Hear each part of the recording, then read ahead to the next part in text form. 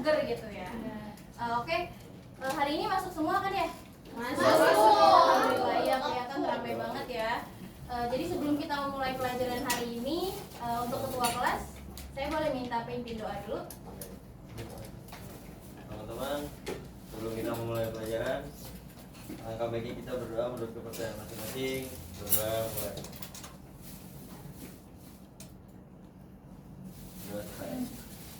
Oke, terima kasih untuk ketua kelas sudah memimpin. Jadi seperti yang udah bisa dilihat ya di PPT, hari ini pelajaran kita mengenai kelompok dalam masyarakat.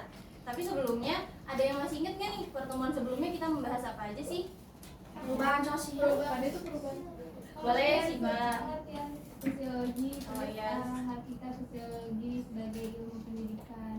Ya, jadi sebelum materi kelompok ini, kita sudah sebelumnya mempelajari tentang sosiologi, kajian, dan apa itu sosiologi. Nah, hari ini kita akan mempelajari kelompok nih, karena kelompok itu adalah salah satu subjek dalam sosiologi. Boleh di next? Nah, sekarang saya mau tanya nih, ada yang tahu nggak sih apa itu individu? Orang, apalagi ya? Seseorang. Saya, pribadi. Saya, ya kalian semua adalah individu ya. Nah, sementara kelompok itu secara sosiologis adalah sekelompok orang atau sekumpulan individu yang saling berinteraksi sesuai dengan pola yang telah mapan. Nah, sekarang kalau saya minta kalian nih untuk sebutin salah satu contoh kelompok yang kalian tahu. Boleh, ada yang mau? Aku. Iya, boleh, silakan Intan. Kelompok kelas. Kelas ya, boleh. Ada lagi? Kelompok formal sama informal. Boleh. Iya, betul, itu jenisnya ya. Kelompok bermain. Oh iya, betul juga, kan kita bermain juga ada kelompoknya ya. Oke, boleh di next? Circle. Iya, circle, iya tuh.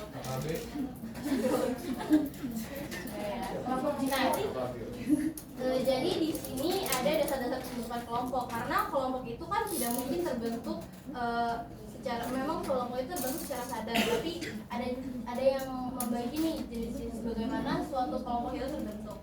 Kalau gitu saya boleh minta Ayu untuk bacakan dasar pembentukan kelompok. Baik, ada beberapa dasar pembentukan kelompok. Yang pertama faktor kepentingan, yang kedua faktor keturunan, yang ketiga faktor asal usul daerah, lalu yang terakhir ada faktor geografis. Oke, terima kasih Ayu. Jadi yang pertama di sini kan ada faktor kepentingan nih. Faktor kepentingan itu sejalan dengan, jadi kalau individu yang berkumpul itu kan pasti ada tujuannya ya. Ada kepentingan dan tujuan yang ingin dicapai. Nah, dalam kehidupan modern ini kelompok sosial itu ada berdasarkan kepentingan ataupun misalnya keinginan, tujuan. Contohnya itu seperti kelompok arisan, kelompok majelis taklim, kelompok profesi, ya kan itu dia punya kepentingan yang sama. Nah, yang kedua itu ada faktor keturunan. Faktor keturunan atau darah yang sama. Pasti tahu dong, yaitu keturunan. Misalnya kalian silsilah keluarga, betul, ada sepupu juga. Jadi itu tuh dia sudah lama terbentuk dan itu merupakan dasarnya itu dari tali persaudaraan. Nah, yang ketiga itu ada faktor asal usul daerah. Nah, faktor asal usul daerah ini kelompok-kelompok yang lahir berdasarkan persamaan asal usul daerah.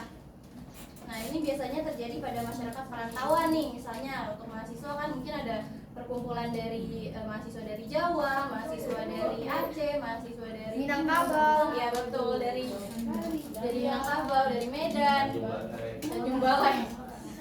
Ya semuanya ada ya. Jadi itu tuh berdasarkan dari asal usulnya, persamaan daerah. Nah, terus yang terakhir ada faktor geografis. Pasti kalian pikir apa bedanya nih Bu sama asal usul daerah? Kan itu sama tentang lingkungan juga. Nah, kalau asal usul daerah itu tentang persamaan dari dimana dia berasal, kalau geografis itu tentang lingkungan tempat dia tinggal. Jadi kepentingannya itu ada di lingkungannya, terbentuk karena kesamaan geografis yang mereka rasakan. Misalnya ada kelompok petani, kelompok nelayan, itu kan mereka sama-sama bekerja di lingkungan itu dan mereka punya kepentingan yang sama, jadi mereka berkelompok. Selanjutnya boleh next. Nah, kemudian ada syarat-syarat kelompok. Walaupun kelompok itu sudah terbentuk, ada syarat-syarat nih yang bisa membentuk suatu kelompok. Yang pertama adalah setiap anggota kelompok memiliki kesadaran bahwa dirinya merupakan bagian dari anggota kelompok. Karena nggak mungkin dong kita nggak sadar gitu tiba-tiba dalam satu circle. Nah, kenapa dia harus sadar? Karena kelompok itu kan punya tujuan. Mereka berinteraksi untuk suatu tujuan tertentu. Artinya kalau mereka nggak sadar mereka bisa aja menghambat karena mereka nggak tahu nih tujuan dari kelompok itu. Yang kedua ada hubungan timbal balik, karena ya emang kita mau ada di kelompok yang kita malah rugi, nggak mau dong. Jadi kita ikut dalam suatu kelompok di mana kita itu ada timbal baliknya, kita bisa memberi, kita juga bisa mendapatkan suatu keuntungan. Nah yang kedua ada faktor pengikat seperti kesamaan ideologi, kepentingan, dan nasib. Jadi seperti yang sudah dijelaskan, dalam suatu kelompok itu kan kita bersatu karena ada kesamaan, kepentingan. Jadi kepentingan itu tuh yang mengikat kita, yang jadi alasan kenapa kita mau berkumpul bersama, berinteraksi bersama. Yang ketiga ada memiliki struktur, kaidah, dan pola perilaku. Struktur itu misalnya kalau dalam suatu organisasi atau kelompok yang resmi itu kan pasti ada pemimpinnya, ada anak buahnya. Nah itu kan pemimpin juga mereka ada fungsi dan perannya masing-masing. Itu yang dinamakan struktur. Kaidah itu manfaat, dan pola perilaku itu tujuan dari kelompok tersebut yang ingin mereka capai. Yang terakhir ada dinamis dan berproses. Maksudnya dinamis gimana sih Bu? Emang bergerak? Maksudnya dinamis di sini itu dia selalu berubah-ubah, karena kelompok yang tidak berkembang itu dia justru tidak dapat mencapai tujuannya dong. Jadi suatu kelompok itu akan selalu berkembang, bergerak, dan berubah-ubah. Itu namanya, itu makanya dia berproses. Boleh di next. Nah kita masuk ke jenis kelompok sosial. Tadi udah sempat disebutin nih sama Aca. Kelompok sosial itu ada dua. Yang pertama kelompok formal. Di sini ada yang tahu nggak nih pengertian kelompok formal apa aja? Boleh Dian.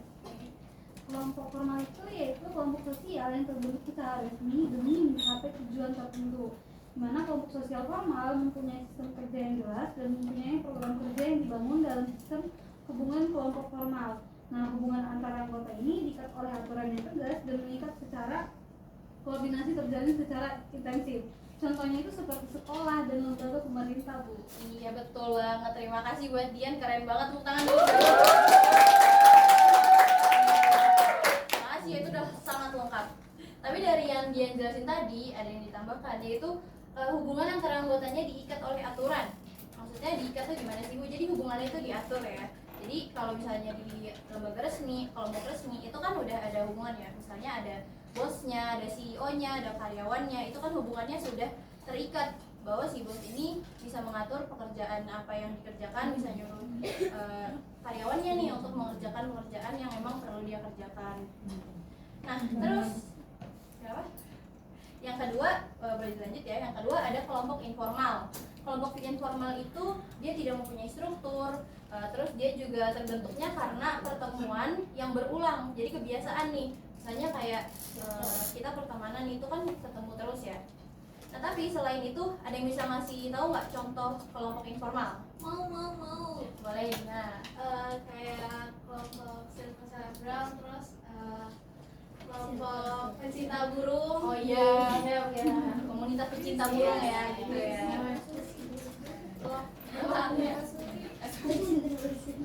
Iya betul. Jadi kelompok-kelompok kayak gitu ya, kelompok kayak fanbase, kelompok komunitas pecinta, iya betul, pecinta iguana, pecinta reptil, semua itu. Jadi mereka tuh ketemu bukan karena ada suatu ikatan resmi, tapi karena pertemuan berulang gitu. Jadi sama-sama suka terus ketemu gitu kan.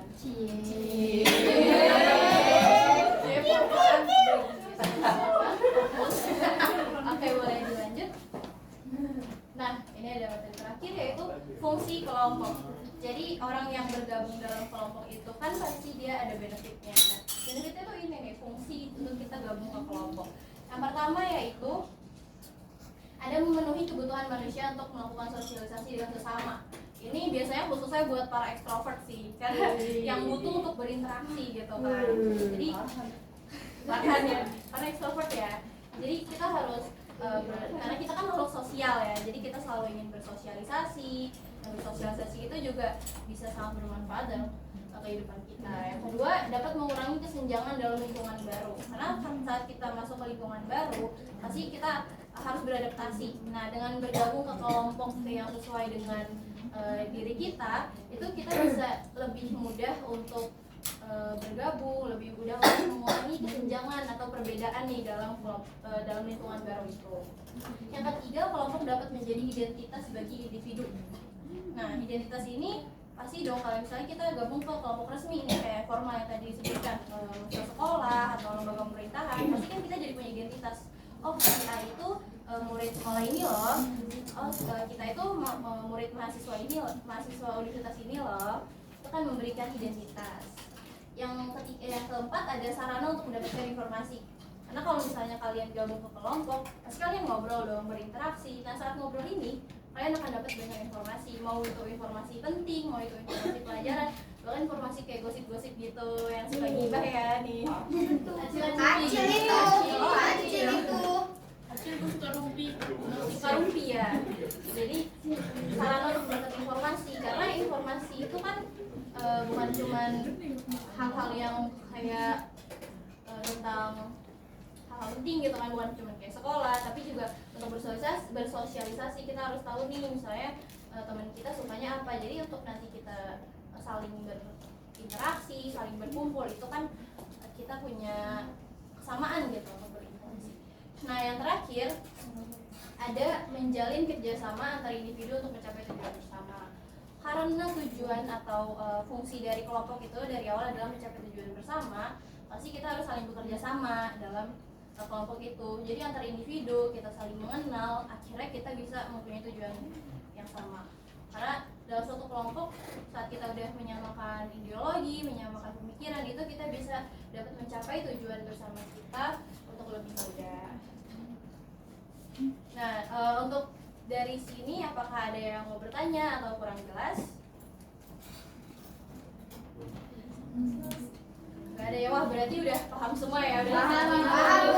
Satu pintar-pintar semua, Bu. Masya Allah, iya IRS 1 luar biasa. Sembulan Bu, sembulan ya, kelas sembulan. Pahan ranking 1, Bu. Pahan ranking 1. Amin. Amin dong. Tidak boleh menghina temannya seperti itu ya.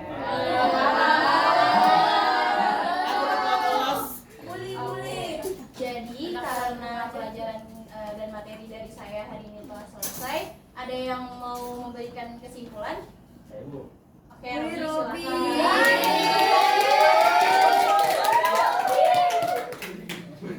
Untuk kesimpulan hari ini, kita belajar pribadi dari kelompok yang saling berinteraksi dan tujuan bersama karena faktor keturunan dan geografis.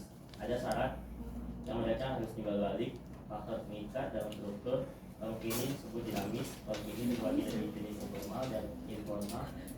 Fungsi kelompok dalam bertukar informasi. Oke, baik, terima kasih Robi untuk kesimpulannya. Dan terakhir, kalau gitu saya akan menambahkan untuk sebagai penguatan ya. Jadi dalam konsep sosiologis, individu adalah manusia yang hidup sendiri. Dia tidak memiliki teman, tapi individu itu juga adalah makhluk ciptaan Tuhan yang mempunyai raga, rasa, rasio, dan rukun. Nah, individu ini apabila mereka berkumpul bersama dan berinteraksi, itu mereka akan membentuk suatu kelompok. Dan kelompok ini biasanya mempunyai tujuan tertentu untuk dicapai. Nah, segitu saja dari saya. Kurang lebihnya mohon maaf dan terima kasih ya untuk anak-anak sudah menyimak dengan baik. Untuk ketua kelas boleh tolong ditutup. Mari kita ucapkan apa teman-teman? 1, 2, 3. Terima kasih Bu Nadia. Iya, terima kasih banyak. Semoga setelah ini kalian bisa belajar dengan lebih maksimal ya. Assalamualaikum